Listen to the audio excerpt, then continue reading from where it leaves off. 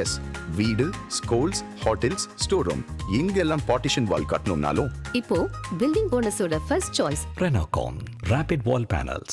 மதுரை காமராஜர் பல்கலைக்கழகத்தில் நடந்த ஊழல் புகார் குறித்து சிபிஐ விசாரிக்க உயர்நீதிமன்ற மதுரை கிளை உத்தரவிட்டுள்ளது.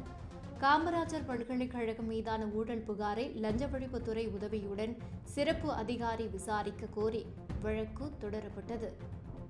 லஞ்ச ஒழிப்புத்துறை முறையான விசாரணை அமைப்புக்காக செயல்படாமல் புகாரை பல்கலைக்கழகத்துக்கு அனுப்பியுள்ளது என்று உயர்நீதிமன்ற கிளை விமர்சித்துள்ளது.